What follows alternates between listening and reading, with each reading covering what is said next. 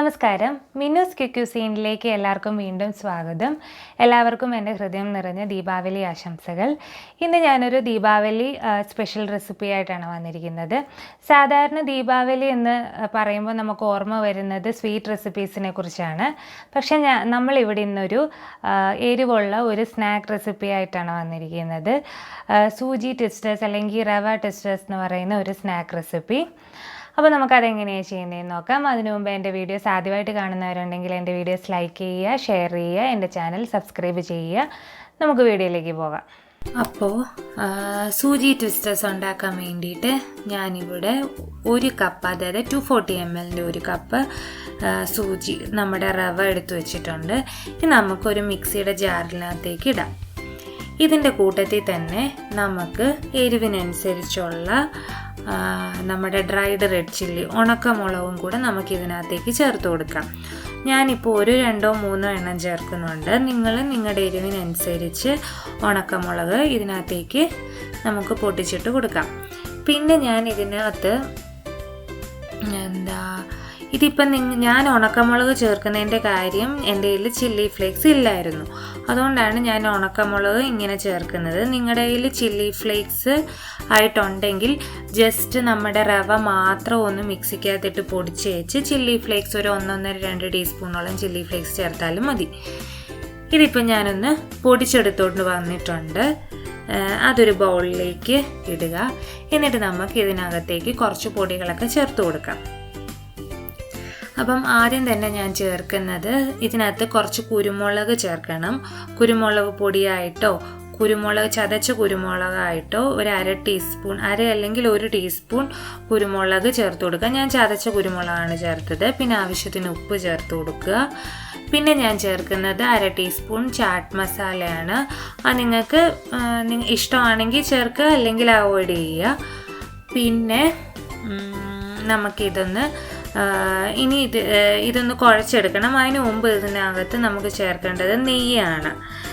നെയ്യ് 1 ടീസ്പൂണോളം നെയ്യ് ചേർത്ത് കൊടുക്കണം. പിന്നെ നിങ്ങൾക്ക് വേണമെങ്കിൽ മേത്തി ലീസ് ഇതിനകത്ത് ചേർത്ത് കൊടുക്കാം. ഞാനിപ്പോൾ ചേർക്കുന്നില്ല. നമ്മുടെ കസൂരി മേത്തി ഉണ്ടെങ്കിൽ അതും കൂടി ഇതിനകത്തേക്ക് ഒരു 1/4 ടീസ്പൂണോ 1/2 ടീസ്പൂണോ വെല്ലം അതും കൂടെ ചേർത്ത് കൊടുക്കുക. അതും ഒന്ന് ജസ്റ്റ് ക്രഷ് ചെയ്തിട്ട് ഇതിനകത്തേക്ക് ചേർത്ത്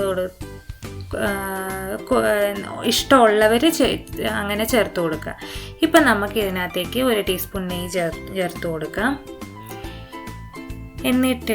എന്നിട്ടിത് നമുക്ക് ഒന്ന് മിക്സ് ചെയ്യാം. മിക്സ് ചെയ്തിട്ട് നമുക്ക് ആവശ്യത്തിന് വെള്ളം ഒഴിച്ച് കുഴച്ചെടുക്കാം.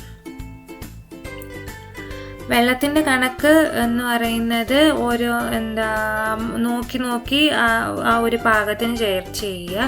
ഞാനിപ്പോൾ ഏകദേശം 1 കപ്പ് വെള്ളം, ആ റവ എടുത്ത് അതേ കപ്പിൽ തന്നെ 1 കപ്പ് വെള്ളം എടുത്തിട്ടുണ്ട്. അത് ഒഴിച്ച് നമുക്ക് ചപ്പാത്തിക്കൊക്കെ കുഴയ്ക്കുന്ന പോലെ നമുക്ക് കുഴച്ചെടുക്കാം.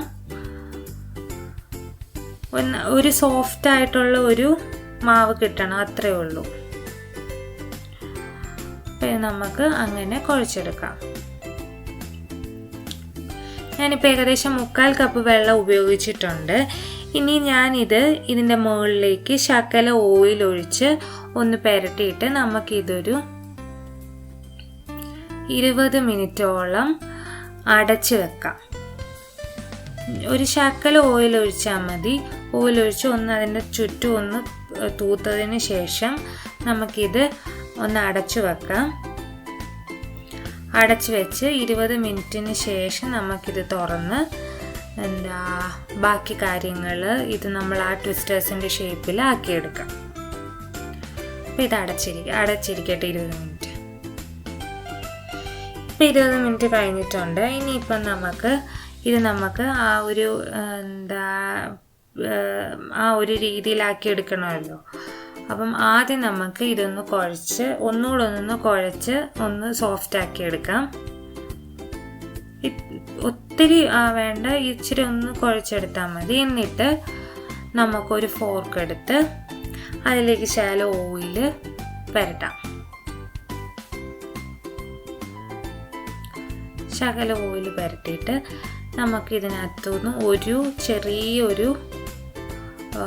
ചെറിയൊരു ബോൾസായിട്ട് നമുക്ക് എടുക്കാം.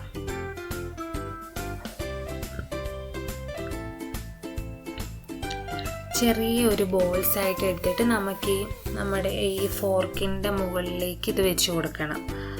കണ്ടോ, ഇങ്ങനെ നമുക്ക് ഫോർക്കിൻ്റെ മുകളിലേക്ക് ഇങ്ങനെ പ്രസ് ചെയ്ത് വെച്ച് കൊടുക്കാം. നന്നായിട്ട് പ്രസ് ചെയ്ത് ഇതിൻ്റെ മുകളിലേക്ക് ഇത് ഇങ്ങനെ വെച്ച് കൊടുക്കണം. നന്നായിട്ട് പ്രസ് ചെയ്ത് വെച്ചിട്ട് നമുക്കിതിൻ്റെ പുറകോട്ടിങ്ങനെ ചുറ്റി അങ്ങ് എടുക്കാം. അപ്പോൾ നമുക്ക് ആ ഒരു ഷേപ്പ് കിട്ടും. ഇതാണ് സൂചി ട്വിസ്റ്റേഴ്സ് എന്ന് പറയുന്നത്. നേരെ ബാക്കിൽ നിന്ന് കറക്റ്റായിട്ട് വന്നിട്ടല്ലേ ഇങ്ങനെ ആ ഒരു ഷേപ്പിൽ നമുക്കിങ്ങനെ ബാക്കിൽ നിന്ന് ഇങ്ങനെ എടുത്താൽ മതി. നമുക്ക് കറക്റ്റായിട്ട് ആ ഒരു ഷേപ്പ് കിട്ടും. ഇനി നമുക്ക് അടുത്തതും അതുപോലെ ഒരു ചെറിയൊരു ബോളായിട്ട് ഇങ്ങനെ എടുത്തിട്ട് എന്നിട്ട് ഇങ്ങനെ ഒന്ന് നീളത്തിൽ ഒന്ന് ഇത് ചെയ്തിട്ട് നമ്മുടെ ഈ ഫോർക്കിൻ്റെ മുകളിലേക്ക് അങ്ങ് പ്രസ് ചെയ്ത് കൊടുക്കണം. കണ്ടോ, ഇങ്ങനെ പ്രസ് ചെയ്ത് കൊടുത്തിട്ട് നമുക്കിതിനെ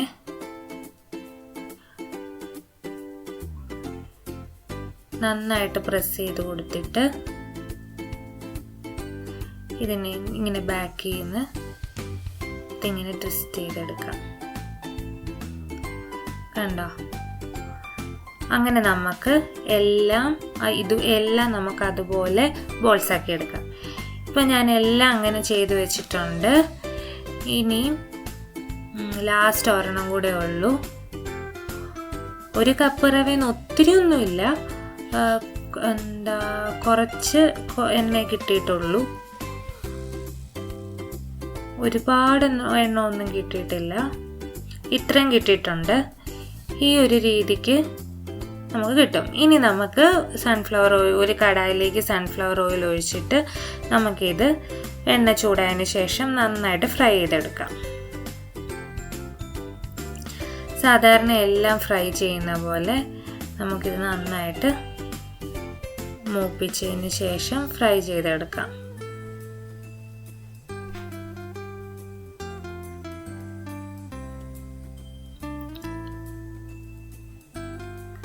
ഇടയ്ക്കൊന്ന് ഇളക്കിക്കൊണ്ടിരിക്കണം, കാരണം ഇത് എല്ലാ സൈഡും ഒരുപോലെ ബ്രൗൺ ആകണമല്ലോ. അപ്പം ഇടയ്ക്കൊന്ന് ഇളക്കിക്കൊണ്ടിരിക്കുന്നത് നന്നായിരിക്കും.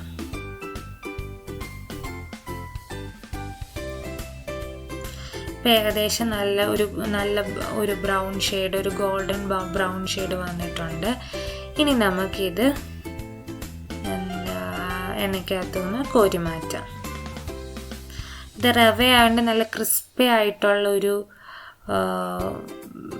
പലഹാരമാണ്. നല്ല ക്രിസ്പായിരിക്കും ഇത്.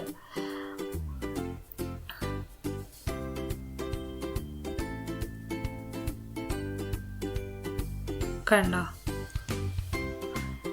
ഇങ്ങനെ നമുക്ക് ഇതെല്ലാം എടുത്തിട്ട് ബാക്കിയുള്ളതും ഇതുപോലെ ഫ്രൈ ചെയ്തെടുക്കണം.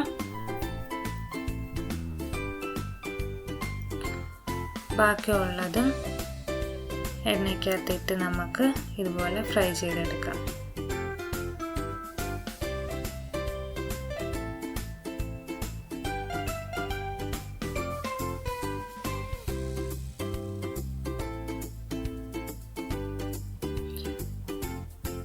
എല്ലാ എണ്ണവും ഒരുപാട് ബ്രൗൺ കളർ ആയതിന് ശേഷം നമുക്ക് കോരി മാറ്റാം.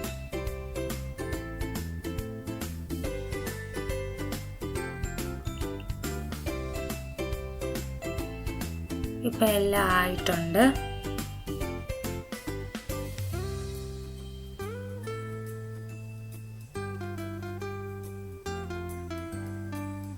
എല്ലാം ആയി വന്നിട്ടുണ്ട്. ഇനി നമുക്കിത് എടുത്ത് മാറ്റാം.